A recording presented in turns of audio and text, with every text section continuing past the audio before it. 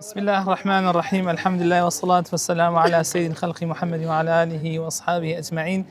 خۆشەویستان، ئەمڕۆ 25 هەشتی 2026 دوازدەی ڕەبیع الأول یەکەم ڕۆژی لەدایکبوونی پێغەمبەری خۆشەویستە صلی الله عليه وسلم، پرۆژەی نەوبەهار بۆ ساڵی هەشتم. الحەمدولله هەستاین بە خستنە بواری یەکێ لە کتێبە نایابەکان بۆ ئەم جیلە تازەمان کە سوپاس بەخوای گەورە دوای مانگێک لە خوێندنەوەی کتابەکە ئێستا الحەمدولله تاقیکردنەوەی تیا ئەنجامەدرێت. ڕێژەیەکی زۆر الحەمدولله لە خەڵکی بەشدارە لە قەڵازێ و لە شارەکانی ئیڕانیە و هەڵەبجە و کەلار و سلێمانی و هەولێر و حاجیەوە چواخوڕنە و ژاراوە. ئەوە پرسیارەکانیشمان لە بەردەستان الحەمدولله. ئەم پرۆژەیە لەخوا بەزیاد بێ دەتوانین بڵێن یەکێکە لەم چالاکیە جوانانەی کە پێویستە لە مانگی مەولودا گرنگی پێ بدرێت. ئێستا ئێمەش هەڵدەستین بە دابەشکردنی پرسیارەکان لە ڕێگەی چاودێرەکانەوە. خوای پەروەردگار جەزای بەخێری هەموو لایەکداتەوە و لێمان قوبوڵکە ئینشاءڵڵا بۆ قیامەت. بابی گەورەی هەموو ئیسلام ئەی سەییدی شارەکە، بابی گەورەی هەموو ئیسلام ئەی سەییدی شارەکە، لێ بدەن سەڵاوەتە لە ئیداری نەزدەرەکە، لێ بدەن سەڵاوەتە لە ئیداری نەزدەرەکە. هەموو کاتێ دەست لەسەر دەست بەرامبەر پەروەردگار، هەموو کاتێ دەست لەسەر دەست بەرامبەر پەروەردگار، کوا بڵێ سەی شەوقی نووری هەوڵی واحد القەهار، کوا بڵێ سەی شەوقی نووری هەوڵی واحد القەهار. بسم الله الرحمن الرحيم. درود و صلوات برجە بە سەرگیانی پاکی پێغەمبەرمان محەممەد صلی الله عليه وسلم. سپاس و ستایش بۆ خوای گەورە کە ئەم ساڵیش بۆ ساڵی هەشتم پرۆژەی ناوبەهار کراکە کتابەکەمان ئەم ساڵ بە ناوی تابلۆینەوەیکی چاوەڕوان کراو. کتابەکە باز لە ئیخلاس و تەوەکل دەکات، دواتە کتابەکەمان زیاتر پەروەردەیە. نووسەری ئەم کتابە کەریم کێسکێن کە ئەم کتابەی نووسیوە دیارە زیاتر باز لە یعنی سەر بابەتەکانی زیاتر باز لە پەروەردە و ئیخلاس دەکات. لە ئێستادا ئەم پرۆژانە زۆر گرنگە بۆ هەموو کەسێک، بۆ هەموو تاکێک، بۆ هەموو گەنجێک گرنگە کە بەشداری ئەم پرۆژانە بکە. الحەمدولله من لە هەر شوێنێک پرۆژەیەک هەبێت ئەمجا زیاتر ناوخۆبێەوە تا لە قەڵازێ بێ من پرۆژەکان بەشداری دەکەم، بۆ شوێنی تریژ ڕۆیشتوم بە زیاتر قەڵازێ. هیوادارم هەموو گەنجێک هەموو کەسێک بەشداری ئەم پرۆژانە بکات. بەڕاستی لەم ڕۆژەدا سۆشیال میدیا زۆر زەرێدەی بە گەنج گەیاندووە جا لە ڕووی هەموو شتێکەوە. جا هیوادارم هەر کەسێک هەر گەنجێک کە خۆی سەرقاڵ دەکات بە هەر شتێکەوە بتوانێت لانی کەم لەم پرۆژانەشدا بەشداری بکات کە هەر پرۆژەیەک بکرێتەوە بەشداری بکات. بابی گەورەی هەموو ئیسلام ئەی سەییدی شارەکە، بابی گەورەی هەموو ئیسلام ئەی سەییدی شارەکە، لێ بدەن سەڵاوەتە لە ئیداری نەزدەرەکە، لێ بدەن سەڵاوەتە لە ئیداری نەزدەرەکە. تەموو تاریشی و بێدینی ئاوەدای پۆشارەکەیە، تەموو تاریکی و بێدینی ئاوەدای پۆشارەکەم، هاوەر بۆ تۆ خوای گەورە بۆ ڕەحمێ ئینتیزارەکەیە. السلام علیکم. بەڵێ یەکەم جارمە بەشداری بکەم لە پرۆژەی نەوبەهاردا. بەڕاستی پرۆژەیەکی زۆر جوانە کە هەم سوودی بۆ گەنجان و نەوجەوانان و هەرزەکارانی هەم بۆ کەسانی بەتەمەنیش. خۆی لە هەر مانگێک دابێت هەر سوود و ئیسفادەی خۆی دەبێت، بەڵام بۆیە لە مانگی مەولود دادانراوە بۆ ئەوی خەڵکی ئەوە ببێتە دەستپێکێک بۆ ئاشنابوونی خەڵکی بە سیرەی پێغەمبەری صلی الله عليه وسلم، بە ژیاننامەی پێغەمبەری صلی الله عليه وسلم، بۆ ئەوەی یعنی گەنجان لە هەوڵی ئەوە دابن شارەزایی پەیدا بکەن لە ژیاننامەی پێغەمبەری صلی الله عليه وسلم. ئامۆژگاری من بۆ گەنجان و نەوجەوانان ئەوەیە کە بەرداوام بن ئینشاءڵڵا لە خۆپێگەیاندنیان لە شارەزابوون لە سیڕەی پێغەمبەر صلی الله عليه وسلم چونکە شوێنکەوتنی هەر هەنگاوێکی چاکی و خێر و بەرەکەتی بەدواوەیە و گەورەبوونی عەقڵی بەدواوەیە باشترین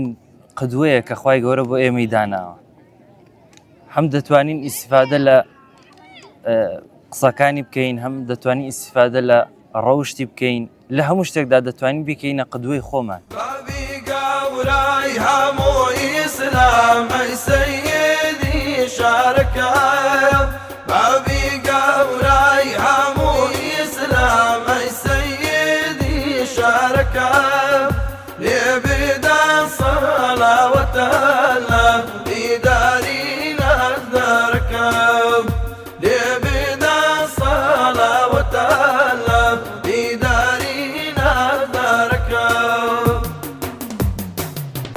دەم و تاریکی و بێدینی ئاوەدای پۆشارەکەم دەم و تاریکی و بێدینی ئاوەدای پۆشارەکەم لعنەت لە ڕووی ئەو کەسانەی فسق و فەسادی دەکەن لعنەت لە ڕووی ئەو کەسانەی فسق و فەسادی دەکەن.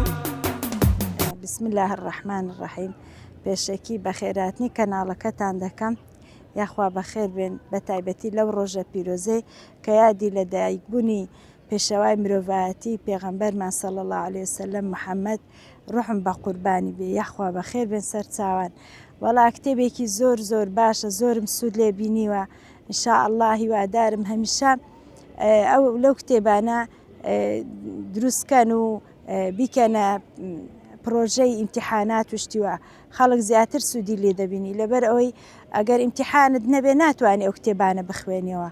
و ئەو کتێبانە بەخوای مێشکی زیرەک دەکەن ئەو مێشکە نابێتە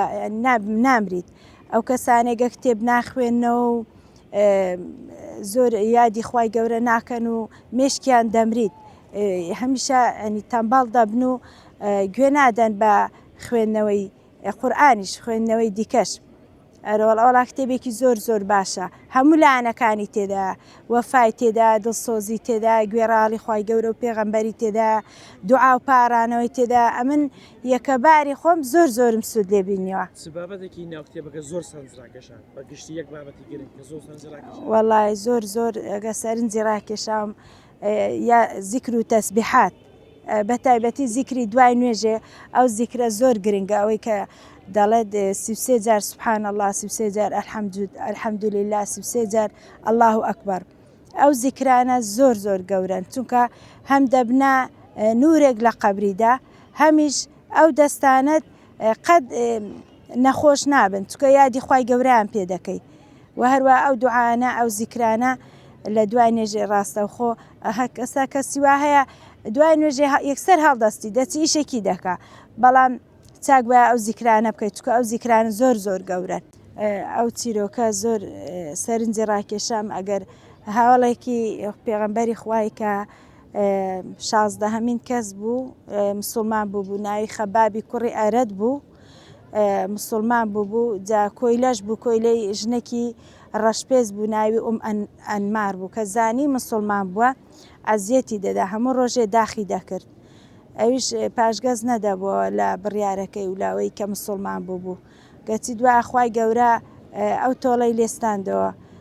تووشن بۆ لای پێغەمبەری صلی الله علیه وسلم بۆی دوعای بۆ بکە ئەویش پێغەمبەر صلی الله علیه وسلم فەرمی خوای گیان یارمەتی خەباب بدەی خوای گەورەش تۆڵەی لێ کردەوە ئەنماری تووشی هەمان ئەو دەردەی کرد کە تووشی نەخۆشیێکی زۆر سەخت بوو سەرهێشەی توند بوو هەموو دوای هەموو دکتۆرەکان ئەو چارەسەریان بۆ دانا کە خەباب هەموو ڕۆژێ داخێکی بەسەریەوەنێ چۆن خەبابی داخ دەکرد خوای گەورە بەو شێوەی ئەو تۆڵەی لێستاندەوە جا خوای گەورە تۆڵەی خوای گەورە بە سەبرە و بەڵام بە زەبرە وڵای پێیان من ئەوەیە بە تایبەتی گەنجان هەمیشە هەمویان بەشدار بن چونکە بەخوای گەنج هەمووی ئەوە تووشی ئەو مۆبایلەی هاتوون ئەو مۆبایلە شەیتانە لە ناو ماڵەکاندا ئەگەر ئاوا کتێبوشتی بخوێنەوە بەردەوام بن دوورکەونەوە لەو مۆبایلەی زۆر ئیسیفادەی بۆ خۆی بۆ خۆیان و بۆ کۆمەلگاکەشیان دەبێت بە تایبەتی بۆ دایک و باوکان ئەگەر منداڵ خەریکی کتێب خوێندنەوە ئەو شتانە بێت لە مۆبایلی دوور بێ زیاتر گوێڕاڵی داک و بابان دەبێت زیاتر گوێڕاڵی خوا و پێغەمبەری خوای دەبێت جاگەر گوێڕاڵی خوا و پێغەمبەری خوای بوو گوێڕاڵی داک و بابانیش دەبێت ئەوجا مرۆڤێکی زۆر زۆر بەسوود دەبێت بۆ کۆمەلگا مرۆڤێکی هەتا بڵێ بە ڕەوشتیش دەبێت ڕەوشتیش سەرچاوی هەموو شتەکە بابی گەورەی هەموو ئیسلام